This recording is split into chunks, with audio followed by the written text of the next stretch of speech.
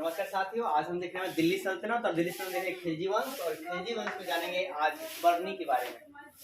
तो सबसे पहले जानते हैं कि जो बर्नी थे आपका है क्या कि ये किनके समकालीन थे। ये मोहम्मद तुगलक और फिरोज तुगलक के समकालीन थे। जैसे आपसे सवाल पूछा जाए समकालीन मतलब उस समय का, जैसे आपसे पूछा जाए सिकंदर जो आया था वो किसके उस समय आपका कौन राजा था, तो घनानंद थे। यानी सिकंदर किसके समकालीन थे, तो घनानंद के समकालीन थे। तो इसी प्रकार आपसे पूछा जाए कि बर्नी जो आया था वो किसके समकालीन था, तो मोहम्मद तुगलक और फिरोज तुगलक। मतलब जब बर्नी आया था मतलब भारत में लिखने उखने के लिए, तो उस समय जो शासन चल रहा था वो किनका था, तो आपका मोहम्मद तुगलक का और फिरोज तुगलक का। फिर बात करते हैं बर्नी ने किताब लिखी दो, कौन, एक तारीख एक फिरोज शाही और क्या जी फतवा ए जहानदारी।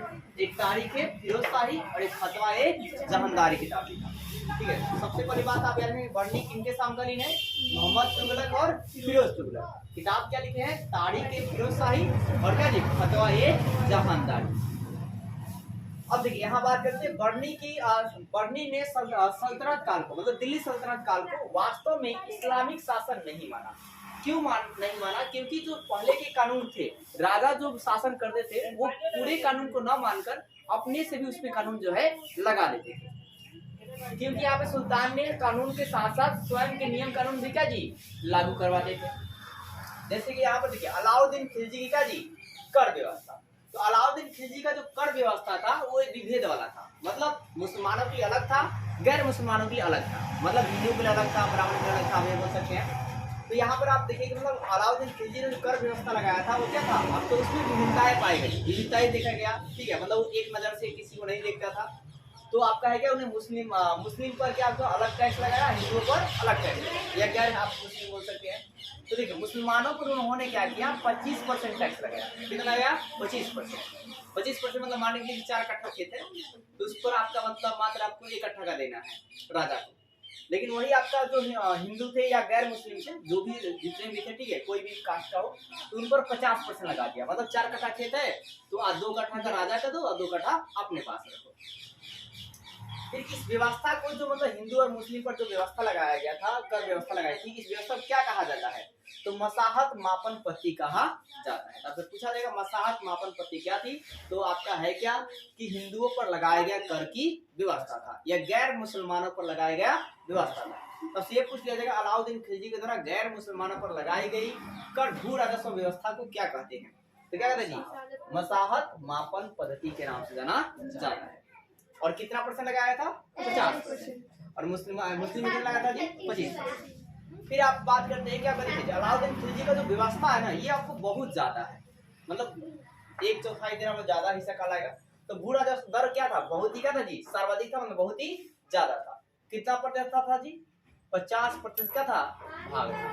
तो भू राजस्व का कितना लेते थे 50%। ठीक है, फिर बात करते हैं कि यहाँ पर ये जो दिल्ली सल्तनत काल में जो भू राजस्व दर लगाया गया था, भू राजस्व लगाई गई थी, उसको क्या कहते थे, तो खराज कहते थे। क्या कहते थे, खराज। आपसे भी पूछा जाएगा कि अलाउद्दीन खिलजी के द्वारा जो कर व्यवस्था लगाई गई थी दिल्ली सल्तनत काल में उसे क्या कहा जाता था, तो खराज कहा जाता था।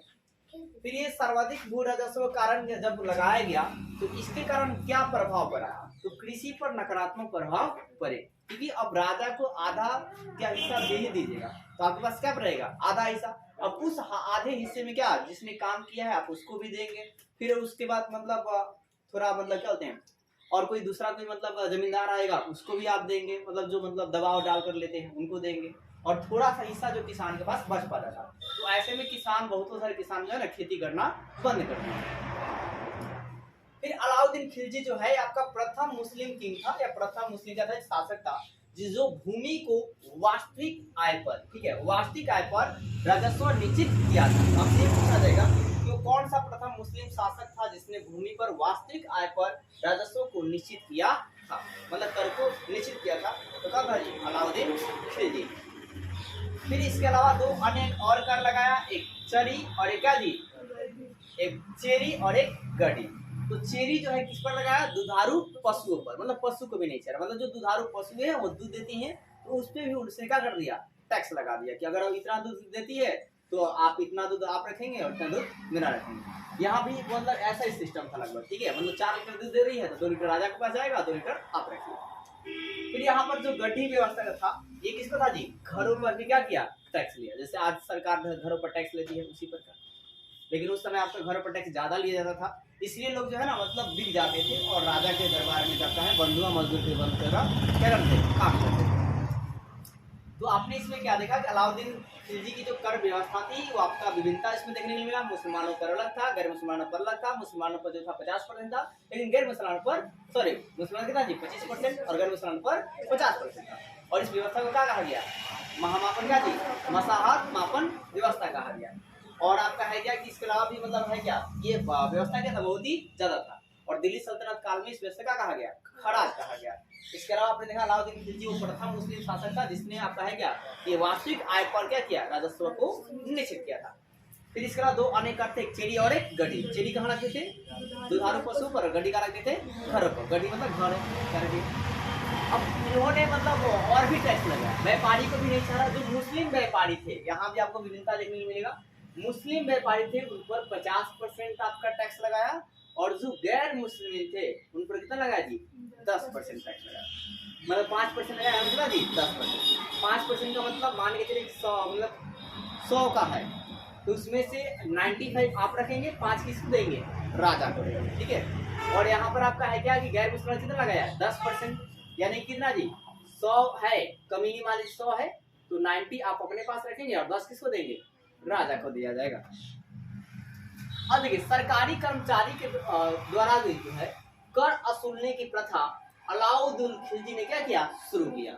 मतलब इसने क्या किया? सरकारी कर्मचारियों को रखा जो आपके टैक्स को असुलेंगे। जैसे गवर्नमेंट में भी रखा जाता है, ठीक है, जो टैक्स को असुलते हैं।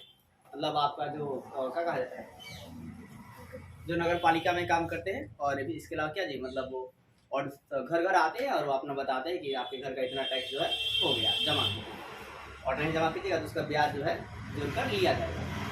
तो देखिए सरकारी कर्मचारी के द्वारा क्या जी कर असुलने की प्रथा किसने शुरू किया जी? अलाउद्दीन खिलजी ने क्या शुरू किया। अब तो पानी का भी मतलब जो पाइपलाइन गया है ना उसका भी टैक्स लगेगा।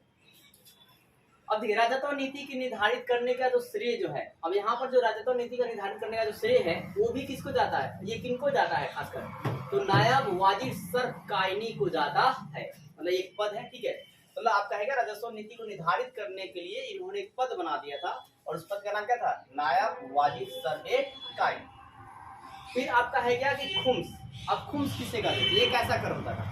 तो जो लूट का माल होगा, जैसे मान लीजिए कहीं आक्रमण किया और वहां से लूट कर कोई लेकर आया, कोई भी सैनिक, ठीक है, तो वहां पर इन्होंने कर लगाया था पहले ये कर जो था 20% राजा को दिया जाता था और 80% सैनिक को मिलता था, जितना भी रहेगा।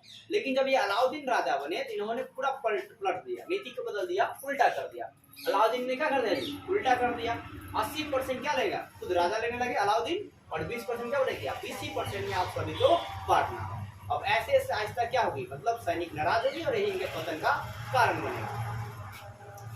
अब है क्या देखिए कर असुलने के लिए इन्होंने अस्थाई अधिकारी रख लिया। अस्थाई अधिकारी मतलब परमानेंट जब रख लिया कि आपको इतना पैसा देगा जितने भी। पर एक और बात यहाँ सुनेगा कि कर असुलने के पहले जो पहले अधिकारी थे और जो बूढ़े हो गए थे, जो अच्छे से काम नहीं कर पा रहे थे, उन सभी को कागज तबादला करा दिया, उन सभी को हटा दिया, मतलब बेरोजगार कर दिया और नया नया भर्ती लिया। और भर्ती लेने के बाद उनको बोला कि मैं इतना आपको पेमेंट जो है दूंगा, इतना धन जो है देंगे और आप अस्थाई रहिए इतना सालों के लिए।